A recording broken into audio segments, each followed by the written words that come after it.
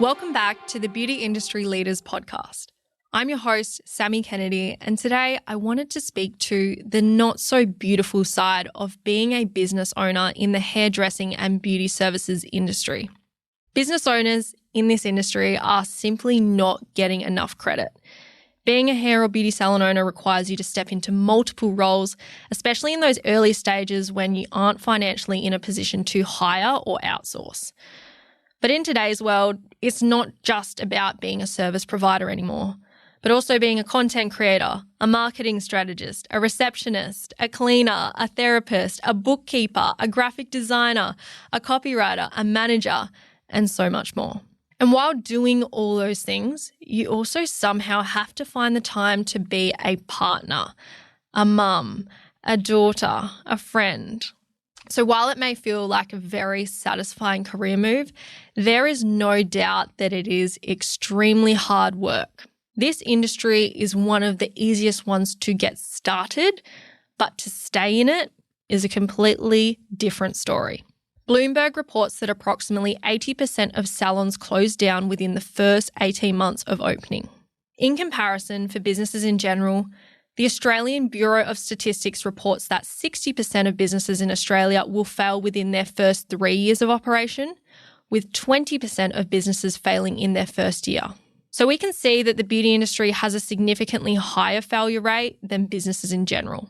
One of the reasons why the hairdressing and beauty industry is a highly attractive and competitive market is because it has low barriers to entry, minimal regulation, and often requires a small amount of capital to get started. In hairdressing, you need to undergo a 36-month apprenticeship, which usually takes around 3 to 4 years. And in beauty, depending on whether you go for a diploma or you just go to get qualified in one service, it can take you as little as 1 day. In order to start a business, at the bare minimum, you would need an ABN to register your business name, get some insurance, make sure you've ordered all your setup and your supplies, you've got a booking system set up, and also some social media accounts. Now, contrary to what you see being glamorized online, here are some things that go on behind the scenes that people in our industry don't really talk about. So not having a plan for the future, having some weeks where you're not paying yourself, you're barely scraping by, and only just able to cover your overheads. Getting super overwhelmed and avoidant with numbers. So when it comes to tax time, you've realized I haven't actually set aside enough money for tax. I haven't actually allocated any money for GST or let alone personal income or things like super. You've also got clients rescheduling, cancelling, maybe not even showing up to appointments, and then they ghost you when you're trying to implement your policies. If you're a salon owner, I'm sure as I'm saying this, you're probably nodding your head going, yep, that's happened to me. It's also, if you are a business owner and you have a team under you, investing your time and energy into training them up and then having them leave you. They go start out on their own and they've taken some of the clients from your business with them. You've also got the burnout of trying to come up with new creative ideas and strategies to market your business so you can stand out from all the competition. And then trying to keep up with all those things like social media trends and algorithms, it gets exhausting. Without some strong boundaries, you also may fall into the trap of being a people pleaser. So responding to those client text messages late at night or offering that appointment when you're already fully booked or giving someone a discount because you feel sorry for them. But on top of that, you've also got having that internal low self-worth, never feeling like you're good enough. You're comparing yourself to other people on social media. You've got this strong sense of imposter syndrome and you're just not sure how to overcome it. Having to deal with Karens, people that you go above and beyond for, you've tried your best and still they're never happy. They've always got something to complain about. Then you've also got the excuses or the lies, like receiving a message at 10 p.m. from one of your clients saying, I can't come to my hair appointment tomorrow because I've got COVID, or I can't make it to my brow appointment because I'm feeling really sick. And then you look at their stories on Instagram and you saw, they went out clubbing last night. They're probably a bit hungover. Like, just tell me the truth. Sometimes you get seen as a friend to your clients and they don't view you as a professional. So they might push some of those boundaries that they probably shouldn't, or they don't respect you as a business owner. They more so think, I can get away with it. They won't mind. Sometimes you've also got to battle that burnout from trying to be everything to everyone. So you're trying to run the business, you're trying to see your friends, you're trying to see your partner. If you've also got kids, then you're trying to be a mum to them. It just can get really exhausting, spreading yourself so thin all the time. This one really resonates with me, but being in pain, I have quite bad scoliosis. It's the reason why I got out of the beauty industry. But, if you've got scoliosis, if you've got RSI, you've got nerve pain, by sitting or standing for long periods of time in a fixed position, it can be detrimental to your physical health. You're also missing out on lunch breaks some days because one client went over, another one came in early, and all of a sudden, hey, where's my time? I've forgotten to eat. You're hoping, if I just have another coffee, maybe that will suppress my hunger and my appetite a little bit longer so I can get through the day and have enough energy. Maybe you have spent hours creating and perfecting this piece of content. You hit post and you're thinking, it's going to go viral. This is the one. And it completely flops. I've definitely been there. I think it is one of the most gut-wrenching feelings, but it happens. And then it's usually the pieces of content that you put no effort into that are super random, and then those are the ones that go viral. It's like, what? You've also got sometimes that pressure from friends and family who are doubting you and telling you maybe you should consider going back to a normal job. Like, this clearly doesn't look too stable. Maybe it's not going to work out. And they want to protect you in a sense, but instead it just feels like they're constantly putting you down. Another one I see a lot is there's other businesses in your area who are either copying your prices or undercutting by a little bit to try get more clients. And so you're doing your best out there to provide a quality service, to cover all your overheads and be able to live off this business. And then you've got someone coming in that's trying to offer a better deal or discount and take those clients from you. And then when you actually finally find some time for yourself to take away from the business and just relax, you feel guilty.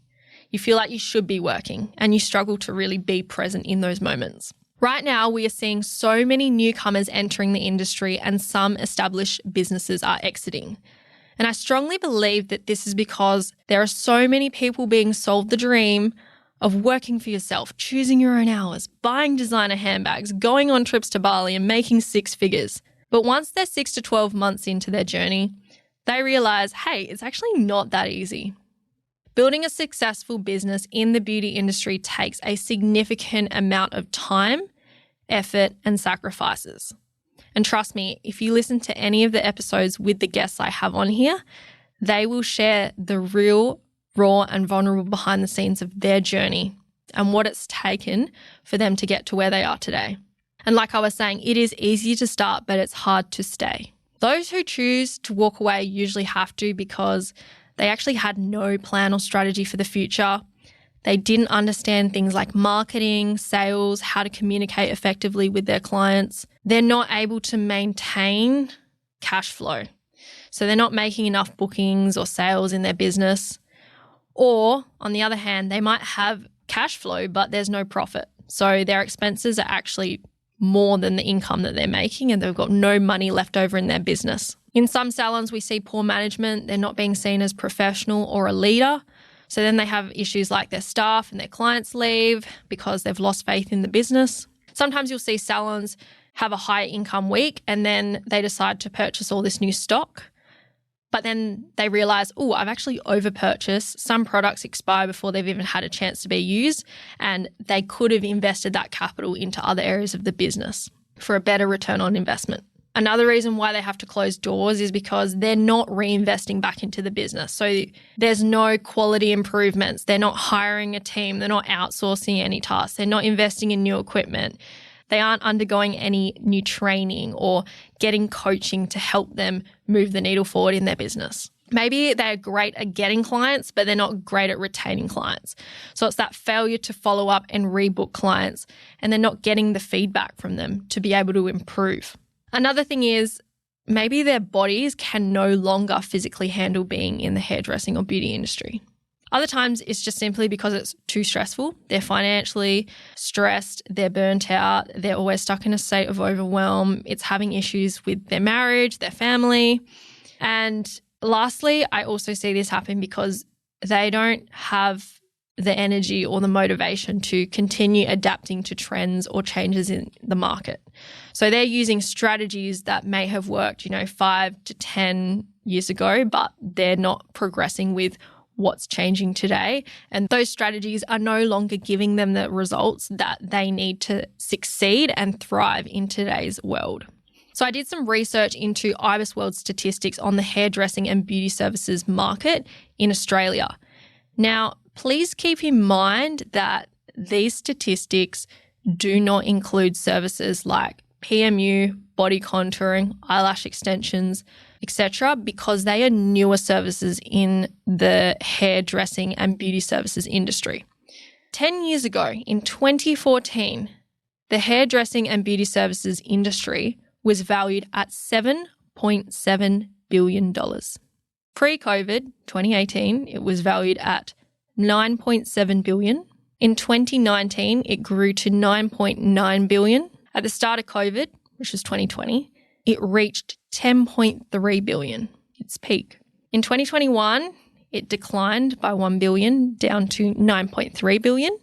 In 2022, it declined further to $8.7 billion.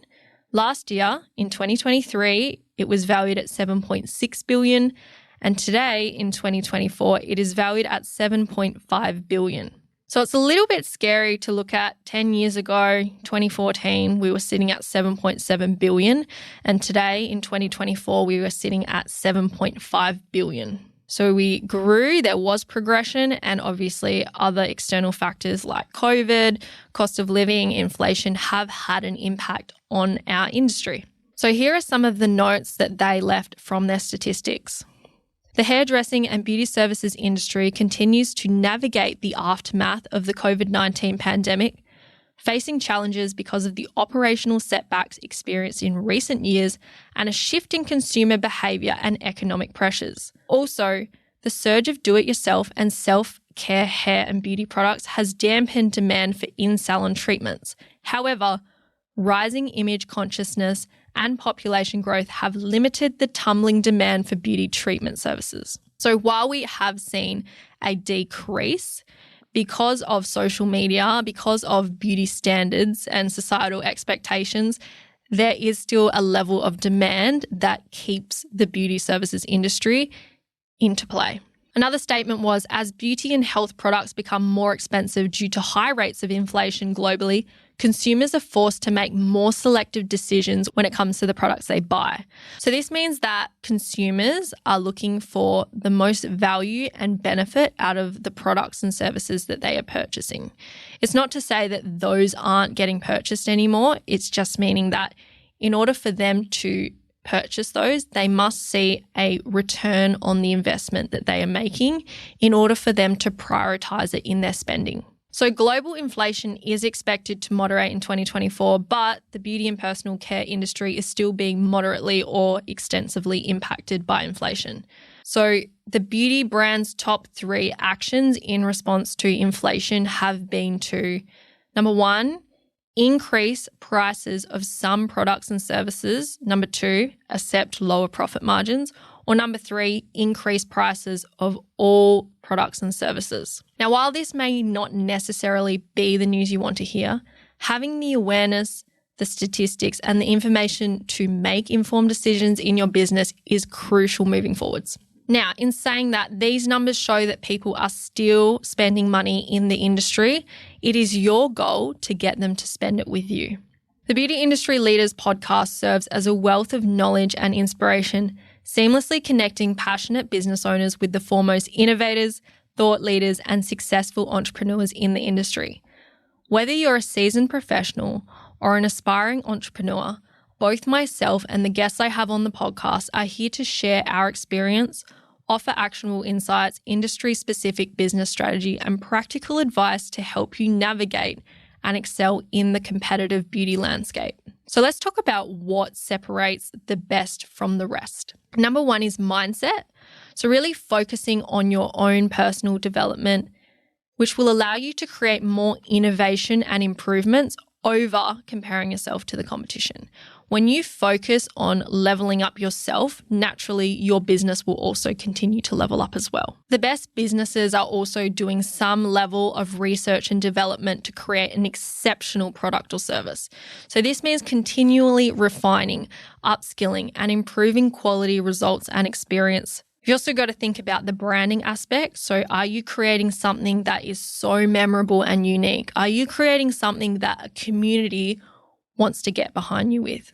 So with branding, we also need marketing.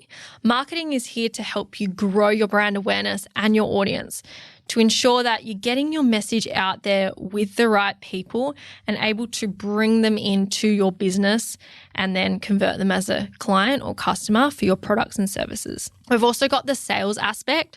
So this is clearly being able to communicate your offer, confidently being able to sell and receive, nurture clients, and foster long-term relationships where they will continually buy from you.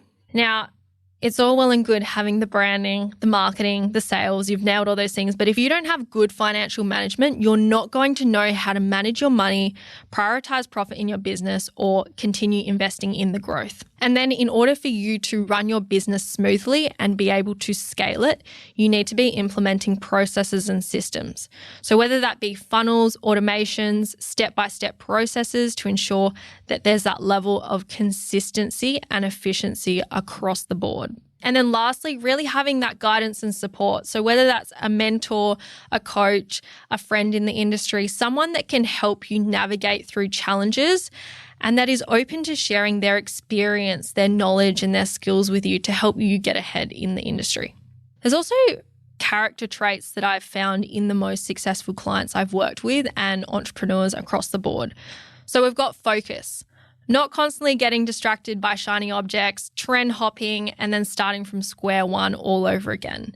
It takes approximately 10,000 hours for you to become a master at something. So what is the one thing that you are investing your time and energy into for 10,000 hours to become a master at?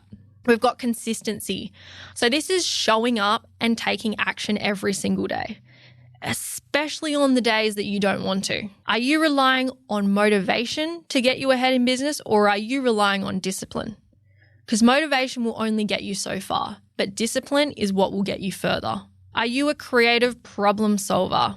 Are you innovative? Because I've found in business, when you are always thinking in black or white, you're following a rule, a system, a structure, a process, sometimes you need to completely break that, or you need to think outside of the box so you can create something that's better. Innovation is one of the biggest keys that will help you stay ahead of the industry. If you can find a way to do something differently or do it better, you're going to stand out. There's originality, which is doing things in your own way, being authentically you and not a copycat version of someone or something else. And then lastly, leadership. So be a trendsetter, not a trend follower.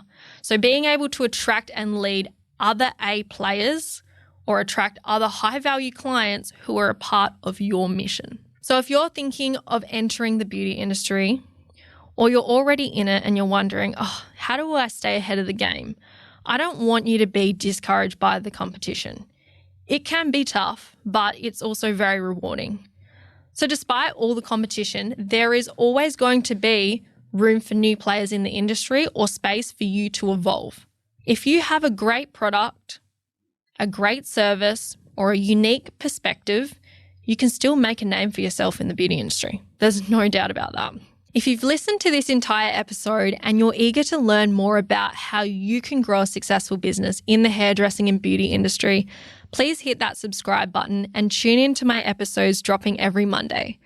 I'll be sharing with you a combination of solo episodes and also interviewing some of the industry's changemakers, disruptors, and innovators that are willing to share the behind the scenes of their story, where we will talk strategy, real life scenarios, and give you practical advice to help you skyrocket your business and stay ahead in this competitive industry.